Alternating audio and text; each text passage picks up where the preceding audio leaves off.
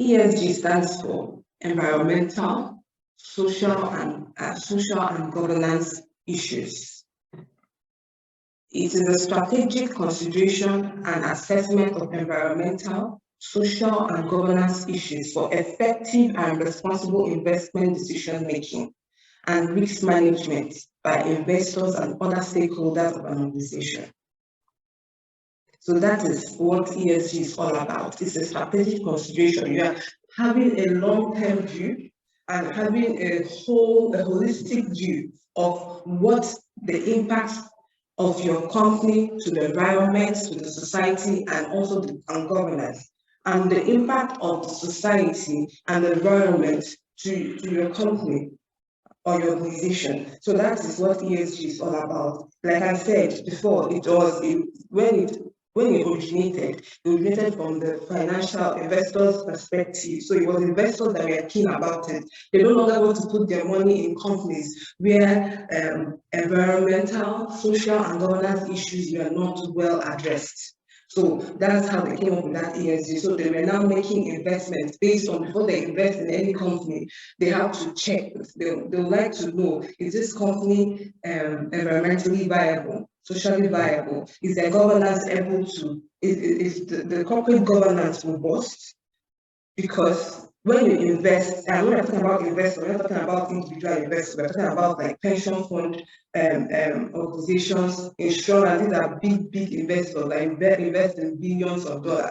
So this is very it's very important to them, because they've come to understand that environmental issues are not something to be played with, and social issues, they can bring about radical negative changes, like what happened with the COVID, when suddenly people could not go to work, and we know the impact it had. So these are issues, and it's a social issue, because if the social and governance issue, because if some countries where we had massive impacts, like the US, if they stepped into it immediately and said, okay, lockdown, things would have been saved. But because of the governance gap, the governance were not really proactive. It affected many people severely because of that gap in governance, and also the social aspect. Some people did not even believe it. So these things are very important life issues. That's why investors are now very concerned with it. But over the years now, not only investors are concerned with ESG being compliant with an organization, even other stakeholders, like we said in this definition, they are now paying more attention to it. Suppliers are paying attention to it in keen interest, and that is part of the reason that ESG is gaining greater momentum. It's no longer about the investors or users of financial or the major key users of financial statements. Now about everybody. So another way to look at ESG is also how the impacts. ESG looks at how the world impacts a company or its investments, and how a company or investment impacts the world. Before, or even now, most people look at how does the world impact your company. When you're doing risk management, how does the world impact your company? And that is what sustainability is about. It looks at, okay, are you sustainable? Can you sustain your operations given what the realities of the environment and the society?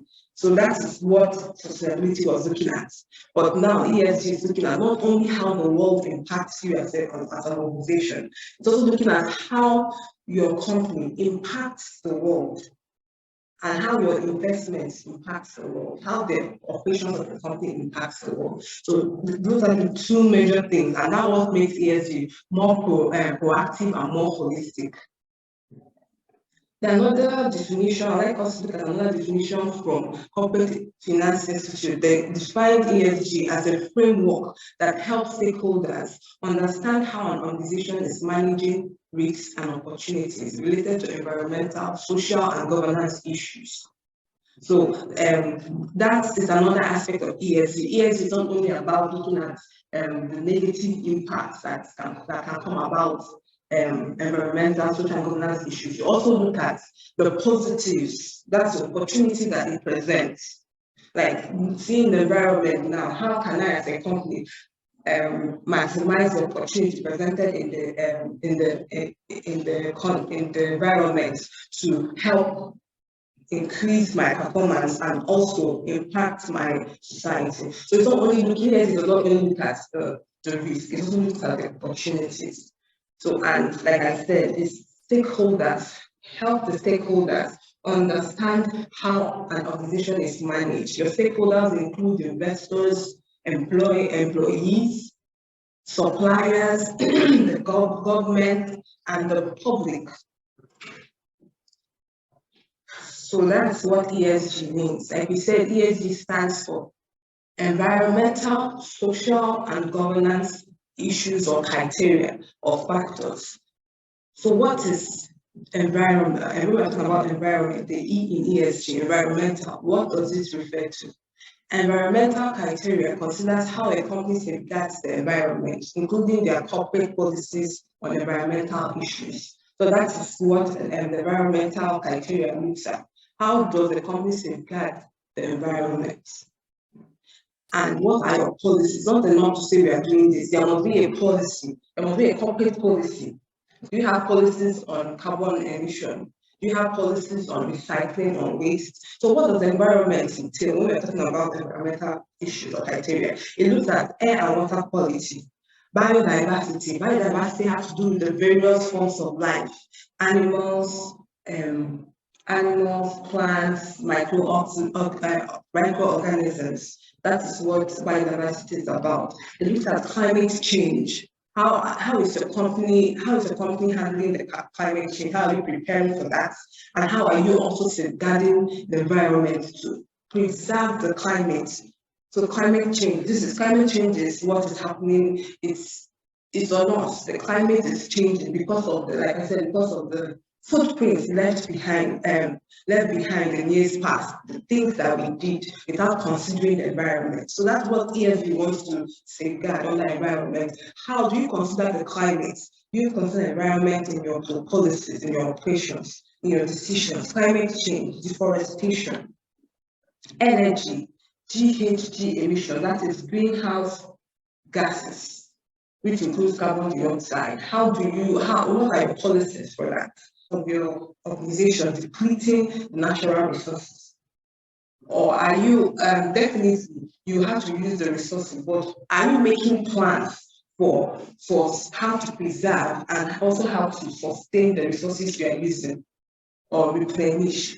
Waste management and pollution, these are key issues on the environment. We have social. The S in ESG is social. A social criteria examines how a company manages relationships with employees, suppliers, customers, and the community where it operates.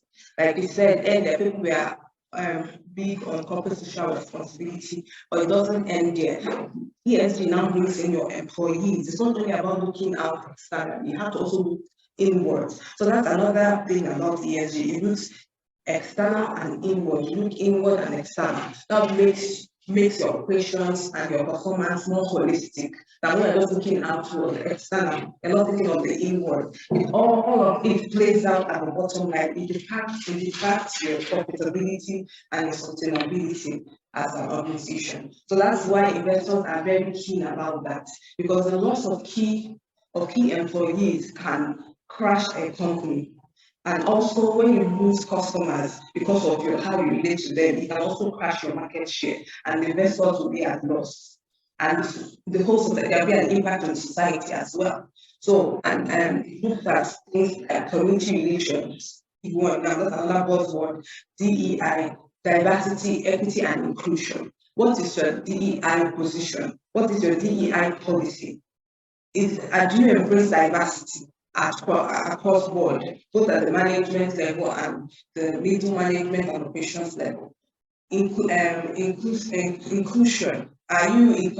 Is your culture inclusive, or there's so much discrimination and nepotism? These are issues that destroy value. You might not see it now. You might not see that you're losing value by your by the kind of culture, toxic culture in your organization. You might not see that you're losing value, but in the long run, it will crystallize and you see the kind of impact that it will have on your bottom line. So these are issues in ESG: diversity, equity, and inclusion. Equity is their fairness. Is there fairness? Maybe in the group, some of the subsidiaries are in the US or in Europe, and some are in Nigeria or in Kenya. Are you fair with how you treat all the employees? Is there equal equity in pay? Is there equity in opportunities? So these are hot topics. Employee engagement. How are you engaging your employees to make sure you bring out the best? Health and safety, human rights, very key. Labor standards. This is when you talk about your suppliers. Are you just doing, okay, this supplier, this is their costs or their prices are very, very affordable, so I'm going to be using them. And you now keep a blind eye on their labor practices. Are they using child labor? And we are patronizing them. These are issues. It's not enough that, oh, I'm not their manager, all I know, I'm just buying from them. That's not enough. They have, that's where accountability comes in. They have to be accountable. Since I'm dealing with these people, I expect them to also have social standards that are acceptable, to protect human rights and all that. Governance is simply examining how a company complies with corporate governance principles and best practice. Governance in ESG is more standardized, as it were, because we have various governance standards and framework. We have best practices. Most countries now have their corporate governance rules and all that principles. So it's looking at corporate governance. That's what the G stands for: governance, corporate governance. How do you govern? Because how do you lead your organization? If the tone is always set at the top, if the tone is not set right, all these other criteria will not be right. Governance is very key. It has to look at, it has to do with the corporate governance principle. How do you comply with them? It has to do with management structure. How diverse? Is there diversity? How diverse and inclusive it is? Then your management structure as well. How is it structured?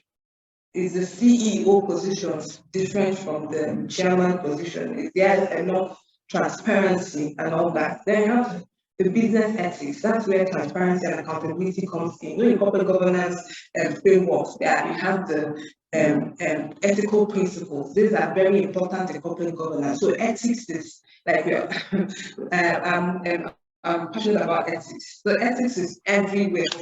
Anything to work, you must always give ethical consideration of what you are doing. Is this the right thing to do?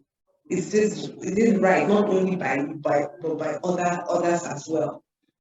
So have executive compensation. How is executive compensation? Are you just trying to structure everything to favor all of you in the C-suites, in the executive level?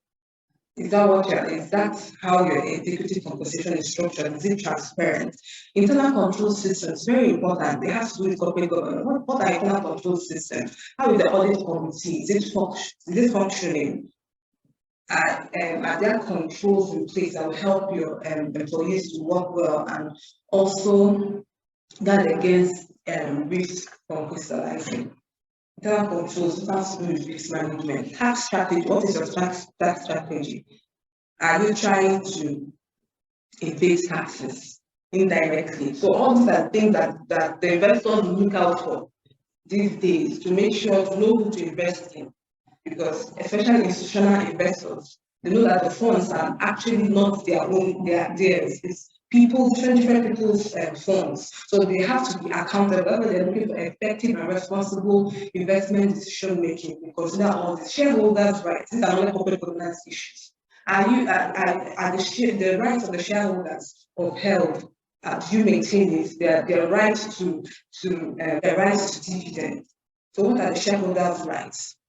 Are you upholding them? Donation and political lobbying, that's another issue in corporate governance. Most big organizations have the power and the influence to influence government policies. And this is not a bad thing, but they can also use it in the wrong direction by pushing for things that will only favor them as a company. You see so that's where we're talking about your political lobbying. What do you lobby for?